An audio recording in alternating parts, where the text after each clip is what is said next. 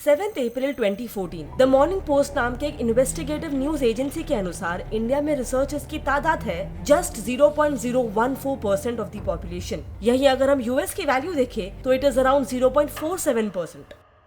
Alternatively India जैसे एक 1.4 billion लोगों का देश ने 2002 से 2005 के बीच में रिसर्च पेपर्स कितने पब्लिश किए? जस्ट 19,500। एंड सिमिलर पॉपुलेशन वाले चाइना ने कितने किए? अराउंड 50,000। तो आखिर इश्यूज क्या है? क्योंकि यूएस का तो फिर भी समझ में आता है कि बहुत पहले आजाद हुआ था, so it got a lot of time for its development. लेकिन पीपल्स रिपब्लिक ऑफ चाइना तो बना ही अक्टूबर 1949 में था, with its economic liberalisation taking place in 1978, यानी हमारे 1990 के इकोनॉमिक लिबरलाइजेशन से महज 12 साल पहले। सो अब क्या वजह है कि हमारे बाद बना हुआ चाइना ऑलमोस्ट सेम पॉपुलेशन और इकोनॉमिक पॉलिसीज के बावजूद भी साइंस और टेक्नोलॉजी में हमसे कई गुना आगे चला गया? Well, let's find out.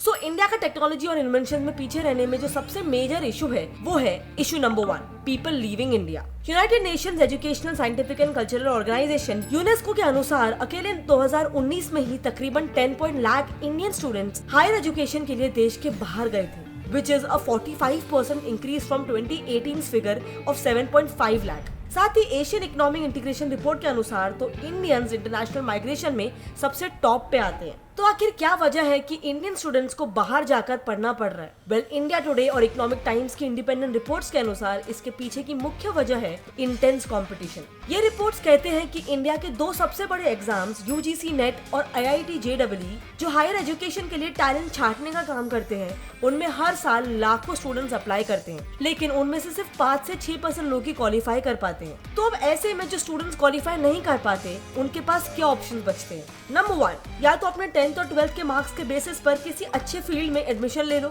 या नंबर 2, एक्स्ट्रा पैसे भरकर अपने पसंदीदा फील्ड में ही लेकिन किसी छोटे मोटे कॉलेज में एडमिशन ले लो, या फिर नंबर 3, डायरेक्टली देश के बाहर चले जाओ जहाँ ऐसे किसी एकदम टफ एग्जाम का सामना भी नहीं करना पड़ता और लेवल ऑफ एजुकेशन भी आईआईटी जितना ही हाई होता है। So now what do you think is the best option अगर आप अपने करियर को लेके बहुत ज्यादा पैशनेट हो?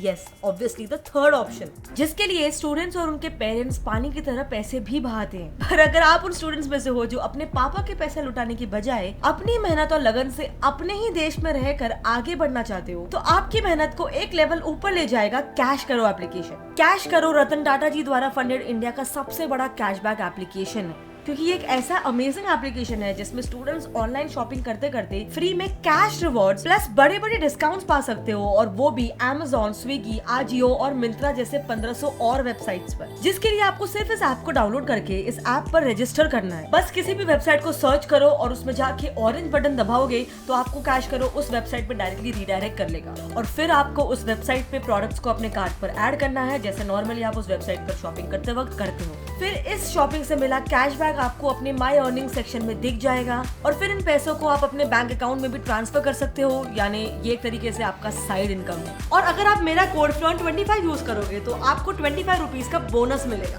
सो अभी ही कैश करो एप्लीकेशन को डाउनलोड करो और स्पेंडिंग करते करते कमाई भी करो। Now flaunters, getting back to the topic.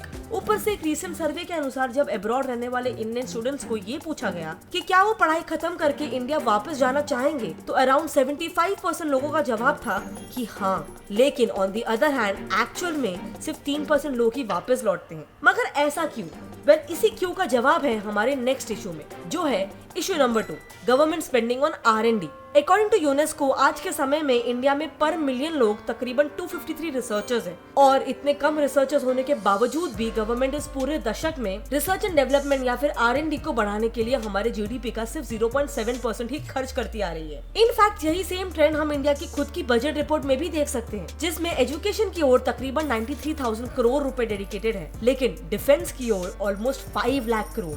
पर इतना पैसा क्या सिर्फ डिफेंस की ओर ही डाइवर्ट किया जाता है? क्योंकि अगर हम इस चार्ट पर नजर डालें तो पता चलेगा कि ज्यादातर टॉप इंडियन गवर्नमेंट एम्प्लॉइज को बाकी एशियन कंट्रीज के मुकाबले इंडिया की जीडीपी पर कैपिटा का 7 गुना ज्यादा पेमेंट मिलता है एज सैलरी। यानी लेट्स से अगर एक आम आदमी एवरेज 100 रुपए कमाता है, तो वहीं एक टॉप गवर्नमेंट एम्प्लॉय 700 रुपए कमाता है। एंड नो, ये सिर्फ टॉप एम्प्लॉयज का केस ही नहीं बल्कि एक simple government upper division clerk की भी पोस्ट के लिए एप्लीकेबल है। एक क्लर्क के लिए मिनिमम क्वालिफिकेशन रिक्वायर्ड है any graduate degree, arts commerce science कोई भी चलेगा। लेकिन इसकी बेस सैलरी कितनी है? ₹25,000, वो भी विदाउट एनी प्रायर एक्सपीरियंस। वहीं पे एक research associate minimum qualification required है पोस्ट ग्रेजुएशन और base salary ₹20,000 with at least 6 months of experience. Now mind you, मैंने अभी तक इन दोनों जॉब्स की वर्क प्रोफाइल की तो बात ही नहीं की है कि किस जॉब में कितना और क्या क्या काम करना होता है और कितना डिफिकल्ट होता है। सो यार, जब इतनी कॉलेज फीस भर के हायर क्वालिफिकेशन लेके अगर रिसर्च के लिए मोटिवेशन ही इतना कम प्रोवाइड किया जाएगा तो हम इन रिसर्चर्स से ज्यादा का इरादा कैसे कर सकते हैं?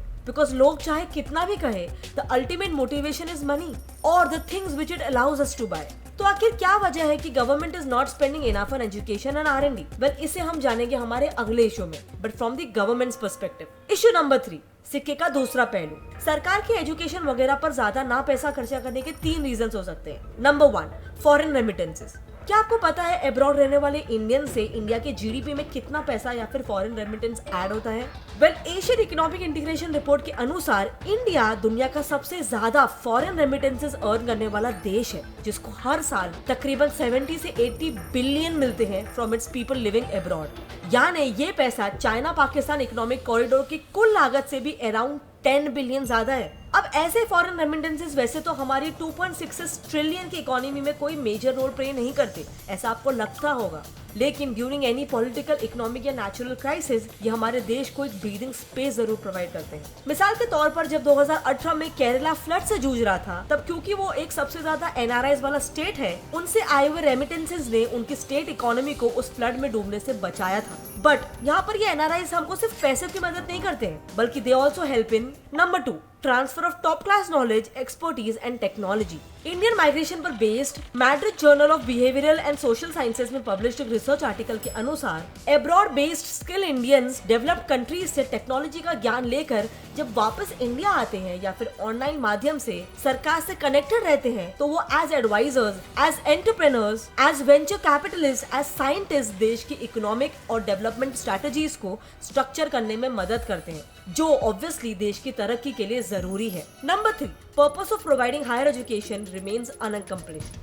अब सरकार एजुकेशन वगैरह में ज्यादा खर्च नहीं कर रही है, उसके पीछे का थर्ड रीजन हो सकता है purpose of providing higher education remains unaccomplished. हमने अब तक ये जरूर देखा कि सरकार बजट का एक बहुत बड़ा हिस्सा डिफेंस इक्विपमेंट्स पर स्पेंड करती है, लेकिन उन्हें खुद अपने देश में बनाने के लिए नहीं, बल्कि उन्हें बाहर से इंपोर्ट करने में, जो कंपैरेटिवली हमें सस्ता पड़ता है। मिसाल के तौर पर India is the pharmacy of the world, लेकिन रिसेंटली फेमस हुए हाइड्रोक्सीक्लोरोक्विन मेडिसिन और कोविशील्ड वैक्सीन का एक्चुअल R&D किसने किया? यूरोप ने। हम यहाँ पर बस उन्हें मास लेवल पर प्रोड्यूस करते हैं। तो ऐसे में जब चीजें और टेक्नोलॉजी इंपोर्ट ही होती रहेंगी, तो हमारे अंदर उन्हें खुद बनाने की नीड कैसे पैदा होगी?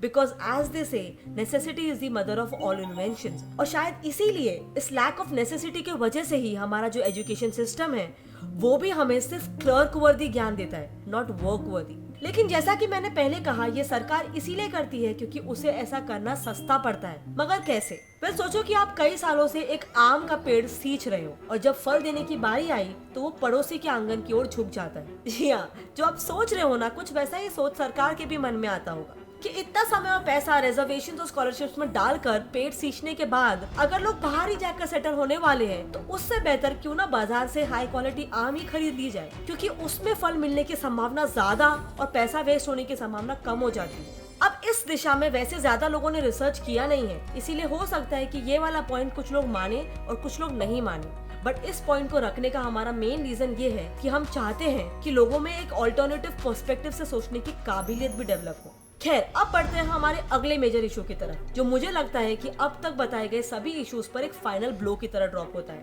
वो है इशू नंबर 4, इंडियन मेंटालिटी। अब मुझे बताओ, एक एवरेज इंडियन PhD क्यों करता है? साइंस में कुछ एक्स्ट्राऑर्डिनरी खोज करने के लिए, या नाम के आगे डॉक्टर ये टाइटल ऐड करने के लिए? एक एवरेज इंडियन UPSC के एग्जाम क्यों देता है? क्या समाज और देश की सेवा करने के लिए, या फिर इसीलिए कि लोग आपको देखते ही सलाम ठोके? वेल, ये कुछ ऐसे सवाल है जिनका जवाब देना मैं आप पर छोड़ती हूँ, क्योंकि here the main point of the matter is हमारा यहाँ अल्टीमेट गोल ही है नाम और शोहरत, एंड देयर बाय मैरिज। लेकिन it's not all that bad, क्योंकि क्या इन इश्यूज को रिपेयर करने की दिशा में कोई काम नहीं हो रहे हैं? नहीं, ऐसा नहीं है। इस दिशा में काफी तेजी से काम हो भी रहा है। सबसे पहले तो गवर्नमेंट ऑफ इंडिया की Indian brand equity foundation IBEF के अनुसार इंडिया अपने मेक इन इंडिया इनिशिएटिव के साथ तेजी से साइंस एंड टेक्नोलॉजी को चारों दिशाओं से प्रमोट करने की कोशिश कर रहा है, right from increasing its demand to government policy support. और इसका असर हमको दिखना भी शुरू हो चुका है, क्योंकि इकोनॉमिक टाइम्स की एक रिपोर्ट के अनुसार यूएस में रहने वाले करीब 50% ग्रीन कार्ड होल्डर्स जो कि इंडियन ओरिजिन के हैं, अपने बच्चों को बेहतर एजुकेशन और अपॉर्चुनिटीज प्रोवाइड करने के लिए इंडिया वापस लौटाना चाहते हैं। और रही बात नंबर ऑफ यूनिवर्सिटीज और कॉलेज की, तो all India survey of higher education यानी कि आईशे की 2016 की रिपोर्ट के अनुसार उस वक्त देश में टोटल यूनिवर्सिटीज और कॉलेजेस थे कुछ इतने, और 2019 में वो बढ़ गए थे टू दिस। यानी कि बहुत ही जल्दी हमारे पास इतने कॉलेजेस और यूनिवर्सिटीज होंगे कि किसी को बाहर जाने की जरूरत ही नहीं पड़ेगी। But it will take some time. So till then क्यों ना हम उन इन्वेंशंस पर फोकस करें जो इतनी कठिनाई होने के बावजूद भी इंडियंस ने कर दिखाया है, लेकिन अपने खुद के यूनिक स्टाइल में। Yes, I am talking about Indian jugaads. बाकी दुनिया की तरह इंडियंस ने भी बहुत से जुगाड़ या फिर इन्वेंशंस किए हैं, जिनको हमने दो कैटेगरीज में डिवाइड कर दिया है। Number 1, world wide recognised Indian jugaads. Recently India Today के आर्टिकल के अनुसार इसरो ने सिर्फ 30 से 40 करोड़ की छोटी सी लागत में ऐसे रॉकेट्स बनाए हैं जो 500 किलो तक के सैटेलाइट्स को आसानी से स्पेस में लॉन्च कर सकते हैं। Then take this application, Darwinbox, जिसे इंडिया के 3 IT टैलेंट्स ने मिलकर बनाया ताकि कंपनीज के HR डिपार्टमेंट का काम आसान हो सके। एंड माइंड यू, ये तो वो लोग हैं जो पढ़े लिखे हैं, लेकिन इनके अलावा भी इंडिया की गली कोनों में कुछ ऐसे इन्वेंशंस हो रहे हैं जो शायद सिर्फ इंडिया स्पेसिफिक प्रॉब्लम्स को ही डील करते हैं, इसीलिए मे भी हाईलाइट नहीं होते वर्ल्ड वाइड लेवल पे। इससे हम आते हैं हमारे सेकंड जुगाड़ पर, इंडिया स्पेसिफिक जुगाड्स। रिसेंटली मनसुख भाई प्रजापति नाम के एक व्यक्ति ने बायोडिग्रेडेबल रेफ्रिजरेटर्स बनाया था यूजिंग क्ले, जो इतना फेमस हुआ कि उन्हें कई सारे नेशनल और इंटरनेशनल अवार्ड से सम्मानित किया गया। और इसमें हमारे देश की लड़कियां भी कुछ पीछे नहीं है। मिली है रेमिया बोस से, जिसे कपड़े धोने में बड़ा आलस आता था, तो उसने नेसेसिटी को इन्वेंशन में बदलते हुए एक वॉशिंग मशीन कम एक्सरसाइज मशीन ही बना दिया, ताकि लॉन्ड्री और एक्सरसाइज अलग अलग करने में टाइम ना वेस्ट हो और साथ में हो सके। अब फ्लोनर्स इन इन्वेंशंस की इंडिया की नजरों में क्या वैल्यू है ये तो पता नहीं, लेकिन even if these R India specific inventions, Irish times और हार्वर्ड बिजनेस स्कूल के इन रिपोर्ट से ये साफ जाहिर होता है कि दुनिया हमारे जुगाड़ को जरूर वैल्यू करने लगी है, जिसके चलते उन्होंने जुगाड़ को भी एक नई category of invention he consider कर दिया है, जिसे कहते हैं द फ्रूगल इन्वेंशंस। खैर, आप इन इन्वेंशंस को किस नजर से देखते हो? आपका इसके बारे में क्या कहना है? आपके जो भी ओपिनियन है हमेशा नीचे कमेंट सेक्शन में शेयर करना, I would love to know. और हाँ फ्लोनर्स, जाने से पहले कैश करो एप्लीकेशन को डाउनलोड करना मत भूलना, जिसमें अगर आप मेरा प्रोमो कोड यूज करते हो तो आपको 25 रुपया एक्स्ट्रा बोनस भी मिलेगा। Link is in the description. इसके अलावा अगर आपको ये वीडियो पसंद आया तो इसे लाइक कर दो, और अगर आपको ऐसे ही सोशल अवेयरनेस बेस्ड वीडियोस पसंद है तो मेरे चैनल गेट सेट फ्लॉनर को सब्सक्राइब कर दो विद बेल आइकन ऑन। और ऐसे ही मैसेज को, इंडिया के प्रति एक पेट्रियोटिक मैसेज को अगर आपको स्प्रेड करना है तो इस वीडियो को जितना हो सके अपने फ्रेंड्स और फैमिली में शेयर करो। मिलते हैं अगले वीडियो में, तब तक के लिए कीप लर्निंग, कीप ग्रोइंग। जय हिंद।